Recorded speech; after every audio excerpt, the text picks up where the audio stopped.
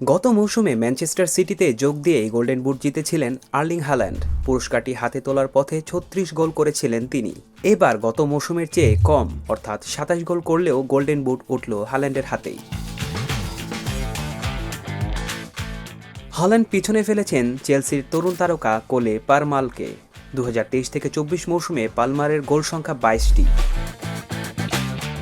পুরস্কার নিশ্চিত করতে পেরে হাল্যান্ড বলেছেন, আবারও গোল্ডেন বুট জেতা আমার জন্য বিশেষ কিছু। অনবদ্য এই দল ও সতীর্থদের সাহায্য করতে পেরে আমি অনেক গর্বিত।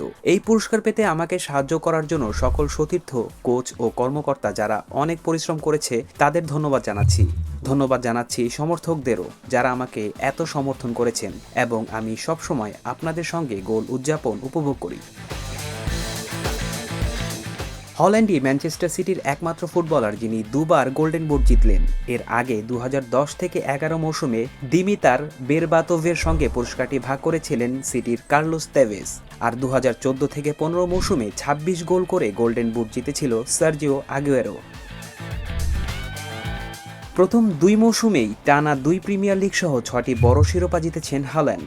এখন পর্যন্ত সব ধরনের প্রতিযোগিতায় ৯৬ ম্যাচে ৯০ গোল করেছেন হল্যান্ড। এই মৌসুমে এখন পর্যন্ত ৩৮ গোল করেছেন তিনি। আগামী শনিবার এফএ কাপের ফাইনালে নগর প্রতিদ্বন্দ্বী ম্যানচেস্টার ইউনাইটেডের মুখোমুখি হবে সিটি। সেই ম্যাচে গোল আরও বাড়ানোর সুযোগ থাকবে হল্যান্ডের সামনে। প্রিমিয়ার লিগে ৬০ গোল পাওয়া দ্রুততম খেলোয়াড় হল্যান্ড। মাত্র ৬৩ ম্যাচে এই রেকর্ড গড়েছেন তিনি। এরই মধ্যে প্রিমিয়ার লিগে ৬টি হ্যাট্রিক হয়ে গেছে তার। প্রতিযোগিতার ইতিহাসে মাত্র ৭ জন খেলোয়াড়ের এর চেয়ে বেশি হ্যাট্রিক আছে। গত মৌসুমে তার করা ৩৬ গোল প্রিমিয়ার লিগের ইতিহাসে সর্বোচ্চ।